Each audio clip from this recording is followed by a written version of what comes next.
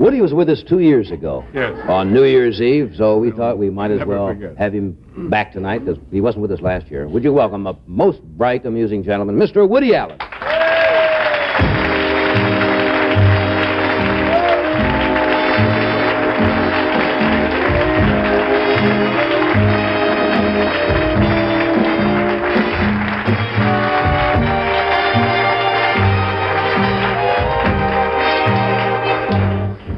Thank you, boy.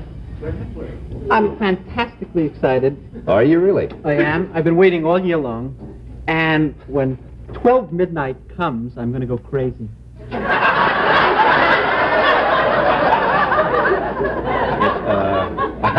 I hate to be the first one to tell you, but about 15 minutes ago was the start of the New Year's. It's over, right? It's over.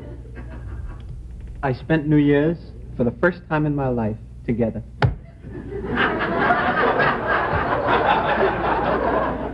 And it's touching in a way, and I'd like to thank the many fans and friends who share with me tonight the welcoming in of 1966, in which I'm looking forward to a year of some sorrows and sighs and some slow moments. Do I look like a sorrow? No, you don't, my beauty. And some delicate moments. Is this one of your resolutions? Oh. It's only 15 minutes into the new year. I get really sloppy sentimental New Year's. Really? Yes, I've had some champagne for dinner. Champagne? Absolutely, and I'm just fighting weight. Remember 2 years ago we had champagne here on the set? Yes. And that was the last year we've had it. They said no more of that. People still ask me if I was drunk 2 years ago, New Year's Eve, and I was not drunk. I was pleasantly high, and I went home after the show, and I jumped naked into a vat of cold Roosevelt dimes.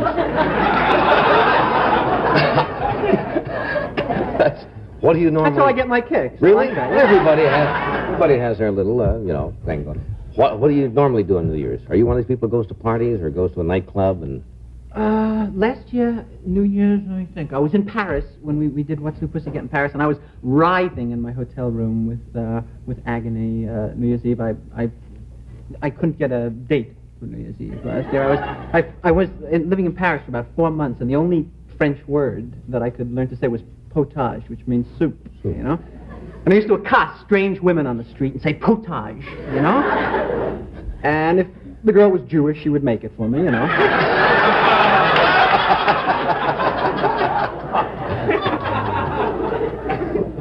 You were around some beautiful women there. I mean, you know. Oh, can I tell you something? Sure. I have always, you know, I'm a connoisseur from beautiful women. That's my thing in life. I would rather be with a beautiful woman than almost anything else. And except my stamp collection. If it came to an out-and-out choice. Yes. And the great woman of the world for me was always Bardot. I always felt that she was, without a doubt, the greatest thing in the world. And Sophia Loren I liked. I was not crazy about Sophia Loren physically, but I'm having an operation, and that's going to be changed now. And also Julie Christie, the girl who starred in Darling, I also felt was spectacularly beautiful. And I never met any of them or anything. And in the last 10 days, I met all three of them. Really? Can you believe that? I was at a party with Bardot, and I lunched with Sophia, and I was out listening to jazz with Julie Christie one evening. Wow. Yeah. Well? You want to hear about it? Yes. Yeah. Well, nothing happened. Tall girl, short girl? Great. Yeah. I'm living vicariously now. Well, Bardot I found good quality, basic good quality, all 32 teeth, you know, and poise. And Loren I found a little tall for my taste. She was a little too what we call zaftig, you know. Zaftig is a I don't know what kind of word it is. I guess it's Yiddish. Is it Yiddish? Yeah. And it means healthy. Abundantly conceived, and I I think that nails it pretty good. And I had a fabulous time. I was speaking to, I had known Sophia's husband, Carlo Ponti. I hate to drop names like this, but I'm going to. And 2 years. he wanted me to do write a film. We were talking about it, and it was originally, the talk was to star Sophia Loren and Marcello Mastroianni. And I had lunch with Loren, and I suggested that in place of Mastroianni, that since I had appeared in What's New Pussycat, and it was a love story as opposed to a comedy, that I ought to play opposite her in the film. And she laughed. She laughed for about an hour and a half.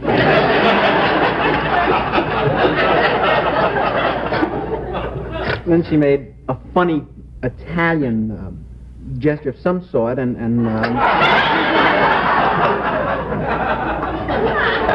That was the end of the lunch, huh? yes. So she left and blew the check over to my side of the table. There you were.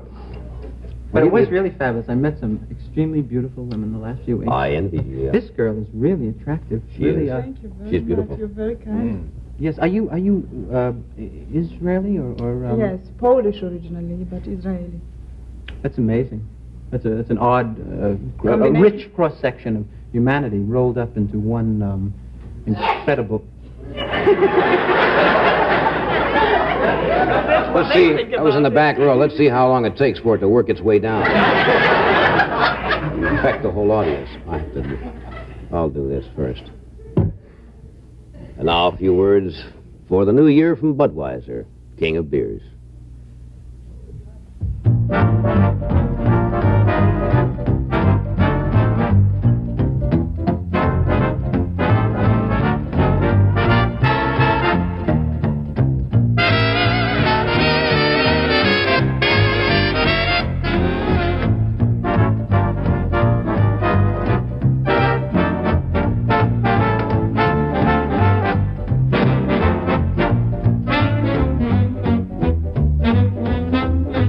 All over the world tonight, people are greeting one another with a raised glass and the words Happy New Year.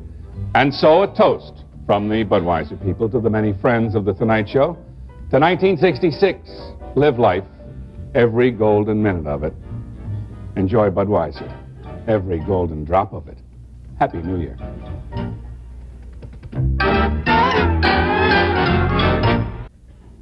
Woody, I've known you for what, a couple of years? At least a couple of years. Oh yeah. Longer than that, I guess. I say it's about 3 years now. Yeah. And when you come on, when we set around, I never know whether you're telling me the truth or you're making this stuff up. I mean, like all the girls now. Oh well, that's. You lie, or is this for real? That was true. I am a compulsive liar, though. I will not hesitate to lie to prove my point all the time. I had a bad childhood, and I lied to compensate for my parents did not want me when I was just. That's true. They put a live teddy bear in my crib when I was younger. They were really strict with me. I had to be home 9:30 prom night. When I was to get Prom, 9:30? Yep. I made a reservation at the Copacabana for 5 o'clock, you know. I took my date and we watched them set up. And I was once invited, when I was a kid, to Seymour Gutkin's birthday party. Can I tell you the story? Seymour Gutman. Yes, and I loathe birthday parties because my mother used to make me wear my cousin's hand-me-downs all the time, and she was not my size. You know, it was really humiliating for me. So I wouldn't lose them. My mother used to pin my mittens to my sleeves all the time, you know. And that day I had on a short-sleeve shirt, and I looked like this. I'm pinned into it, you know, just strangling. And I was, without question, the most adorable kid when I was young. I used to identify with Superman. I felt Superman, and I had many traits in common when I was, because he used to go into phone booths all the time and remove his clothing, you know. I couldn't stop myself, you know. And I took my parents' best tablecloth, their Hotel Dixie tablecloth, you know, and they honeymooned at the Hotel Dixie. I didn't know that. The last night there, my father stole the tablecloth, so it shouldn't be a total loss, you know. This is true. I believe you. And I tied it around my neck, and I draped it behind me, and I looked very menacing, really Supermanish, you know? And I tucked it underneath my little shirt, And I go out on the BMT subway in Brooklyn to the Gutkin affair. And I'm coming into the Avenue J station. And I look out on the platform and I see Hermina Jaffe being molested. 5 years old, but a swinger, you know? She was sexy. Hermina was Yeah, because she had an overbite. And that's, she had the biggest overbite in Brooklyn. What was that age? That She used to eat a piece of toast and finish the outer edge first on.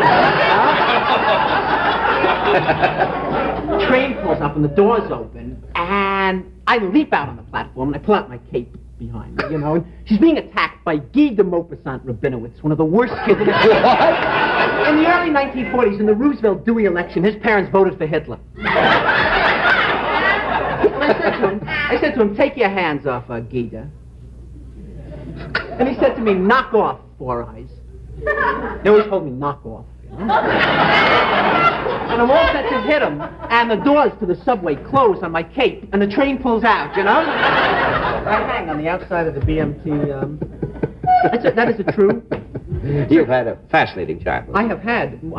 Can I tell one of the quick subway Yeah, stories? we got a minute or so. I was once, listen to this, terrorized as an adolescent on the BMT. I was on my way to an amateur music contest when I come from a semi-musical family. You should know that. My father used to play the tuba when he was he tried to play Flight of the Bumblebee on the tuba. And he blew his liver out through the horn, you know.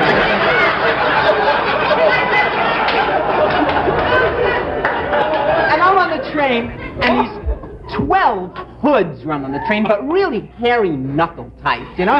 Apparently they just come from a settlement house, you know, because they were dribbling a social worker through the car.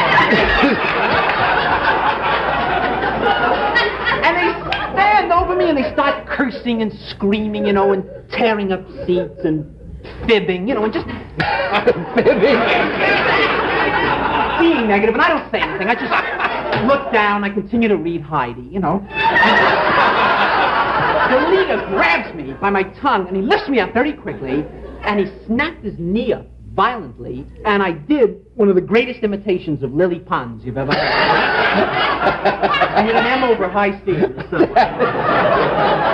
I was 2 hours late for the music. No wonder you have this trouble. I came in third, however. Oh, that's good. That's good. I won 2 weeks at interfaith camp, where I was sadistically beaten by boys of all races and creeds.